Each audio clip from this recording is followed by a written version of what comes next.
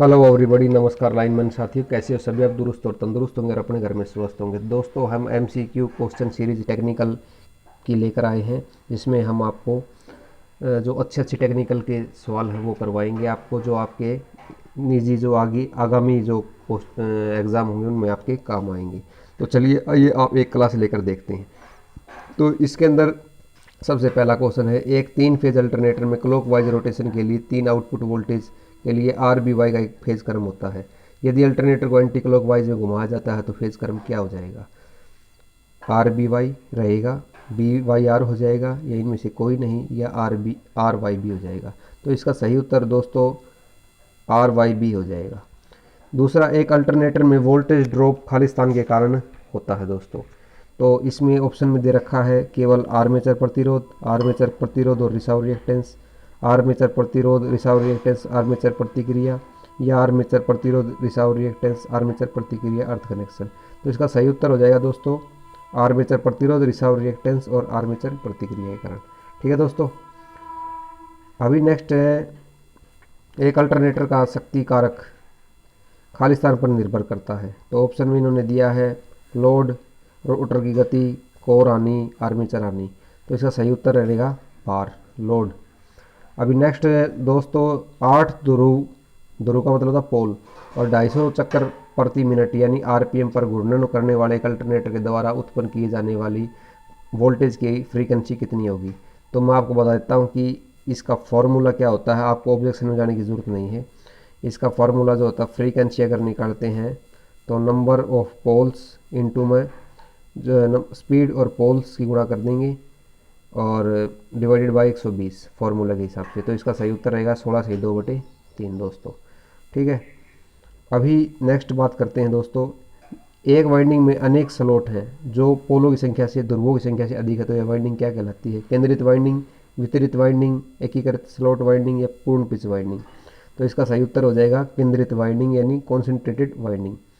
Next है दोस्तों, synchronous motor Khalistan पर प्रचालन कर सकता है लैगिंग शक्ति कारक पर, केवल लीडिंग शक्ति कारक, केवल यूनिटी शक्ति कारक, केवल लैगिंग, लीडिंग और यूनिटी शक्ति। तो इसका सही उत्तर हो जाएगा ये तीनों पे काम कर सकती है। सिंक्रोनस मोटर जो होती है वो लैगिंग, लीडिंग और यूनिटी तीनों पर काम कर सकती है दोस्तों। ठीक है, ये क्वेश्चन मैं आपको ऐसे बता रहा हूँ, बहुत ही इंपॉर्टेंट। और नेक्स्ट, एक सिंक्रोनस मोटर में डैम्पिंग वाइंडिंग को आमतौर पर खालिस्तान के लिए उपयोग किया जाता है, केवल स्टार्टिंग टॉर्क प्रदान करने के लिए, ध्वनि लेवल को कम करने के लिए, भाउट धारा, एडी करंट और हंटिंग को रोकने, स्टार्टिंग टॉर्क प्रदान करने के लिए। तो इसका सही उत्तर हो जाएगा दोस्तों हंटिंग को रोकने और स्टार्टिंग टॉर्क प्रदान करने के लिए। ठीक है दोस्तों, अभी नेक्स्ट क्वेश्चन की बात करते हैं, एक ऑटो ट्रांसफार्मर जो केवल एक वाइंडिंग रखता है को खालिस्तान के रूप में उपयोग किया जा सकता है स्टेप अप ट्रांसफार्मर के रूप में, स्टेप डाउन ट्रांसफार्मर, क और ख दोनों, या इनमें से कोई नहीं। तो इसका सही उत्तर हो जाएगा दोस्तों क और ख। इसको हम स्टेप अप ट्रांसफार्मर भी कर सकते हैं, स्टेप डाउन ट्रांसफार्मर भी दोस्तों कर सकते हैं। नेक्स्ट हम बात करते हैं, एक ऑटो ट्रांसफार्मर में प्राथमिक और द्वितीय खालिस्तान कपल होते हैं, केवल चुंबकीय रूप से, केवल विद्युतीय रूप से, या विद्युत के साथ चुंबकीय रूप से, या इनमें से कोई नहीं। तो दोस्तों बताइए आप इसका क्या रहेगा? तो इसका सही उत्तर दोस्तों हो जाएगा विद्युत, ओनली मैग्नेटिक। ठीक है, जो सिर्फ चुंबकीय रूप से दोस्तों जुड़े रहते हैं दोस्तों। ठीक है, चुंबकीय रूप से दोस्तों सिर्फ जुड़े रहते हैं। अभी नेक्स्ट बात करते हैं, एक धारा ट्रांसफार्मर के लिए यानी करंट ट्रांसफार्मर के लिए सामान्य अनुपात से दर्शाया जाता है। तो यहाँ ऑप्शन दे रखे हैं। तो इसका सही उत्तर दोस्तों आप जैसे देख सकते हो, ये बहुत ही इंपॉर्टेंट उलझाने वाले सवाल हैं। तो इसका सही उत्तर हो जाएगा निर्धारित प्राथमिक वाइंडिंग धारा बटे में निर्धारित द्वितीय वाइंडिंग धारा। ठीक है, ट्रांसफार्मर का जो ट्रांसफार्मर होता है दोस्तों, इसका अनुपात जो है वो किस पर निर्भर करता है? ठीक है, ट्रांसफार्मर का जो अनुपात होता है वो किस पर निर्धारित करता है, रेशियो का? तो वो इन तीनों चीज़ों पर करता है, उत्तेजित धारा पर, द्वितीय धारा और द्वितीय परिपथ शक्ति कारक। ठीक है दोस्तों, एक सिंक्रोनस मोटर के स्टार्टर में बैक ईएमएफ सेटअप खालिस्तान पर निर्भर करता है। ठीक है दोस्तों, बहुत ही इम्पोर्टेंट क्वेश्चन है ये। देखिए आप कि एक सिंक्रोनस मोटर के स्टार्टर में बैक ईएमएफ किस पर डिपेंड करता है, तो ये करता है केवल रोटर संपीड़न यानी कि एक्साइटेशन ओनली। ठीक है, केवल रोटर के एक्साइटेशन के ऊपर डिपेंड करता है। दूसरा क्वेश्चन है दोस्तों, एक सिंक्रोनस मोटर में डैम्पर वाइंडिंग को खाली स्थान के लिए निर्धारित किया जाता है। बट डैम्पर वाइंडिंग क्यों की जाती है? डैम्पर वाइंडिंग की जाती है बोथ ए और सी, यानी कि रोटर गति स्थिर करने के लिए और रोटर जो संप्रेस रोटर ऑक्सीलेशन करने के लिए, दोलन दबाने के लिए। हाइड्रो इलेक्ट्रिक पावर स्टेशन का क्या लाभ दोस्तों? कम ऑपरेटिंग लागत, प्रदूषण से मुक्त, कोई ईंधन ट्रांसपोर्टेशन समय उपयोग सभी। तो इसका सही उत्तर हो जाएगा दोस्तों, क्या होगा? ए और सी। कम ऑपरेटिंग लागत लगती है और कोई ईंधन ट्रांसपोर्टेशन समस्या नहीं होती दोस्तों। ठीक है, अभी इसमें नया क्वेश्चन आया है, एक लुमेन वर्ग मीटर के समान होता है। अब इसमें ये पूछ लिया कि एक लुमेन वर्ग मीटर के समान होता है, तो दोस्तों ये होता है 1 लक्स या 1 कंडेला, ये 1 फुट कंडेला या 1 लुमेन मीटर। तो इसका सही उत्तर हो जाएगा 1 लक्स।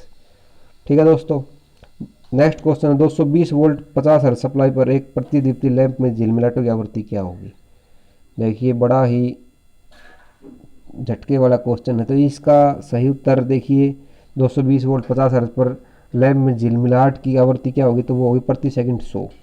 ऐसे क्वेश्चन आपने देखे नहीं होंगे शायद, बहुत ही झटके वाले क्वेश्चन हैं। तो ऐसे क्वेश्चन अगर आप एग्जाम में करते हैं तो एक नंबर बढ़ा के आपका सिलेक्शन पा सकते हैं।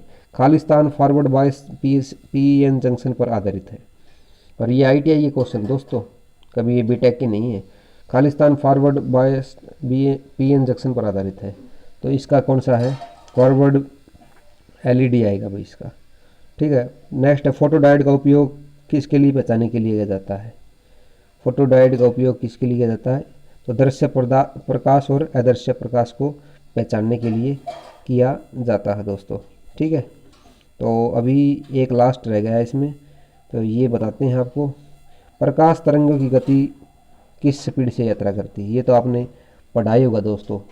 तो इसका सही उत्तर रहेगा 3 गुणा में 10 की पावर 10 सेंटीमीटर पर सेकंड। कार्बन आर्क लैंपों को आमतौर पर किस लिए प्रयोग किया जाता है?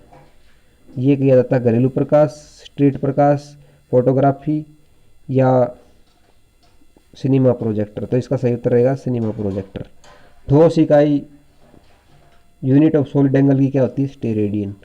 कंडेला किसकी इकाई है दोस्तों? कंडेला जो इकाई है वो है ज्योति तीव्रता की, यानी कि लुमिनस इंटेंसिटी की। प्रदीप्त फ्लक्स की इकाई क्या होती है? यानी कि लुमिनस फ्लक्स की इकाई क्या होती है? वो होती है दोस्तों लुमेन। ठीक है, तो ये आज के हमारे एमसीक्यू क्वेश्चन थे। अगर किसी भाई को कोई क्वेश्चनों के आंसर में डाउट है तो वो विद प्रूफ भाई लिख के भेजे कमेंट में। वैसे मेरी तरफ से ये ओके हैं सभी क्वेश्चन। आप आशा करता हूँ ये आपको भाई क्वेश्चन, हमारा जो एमसीक्यू क्वेश्चन की सीरीज़ अच्छी लगी होगी टेक्निकल की।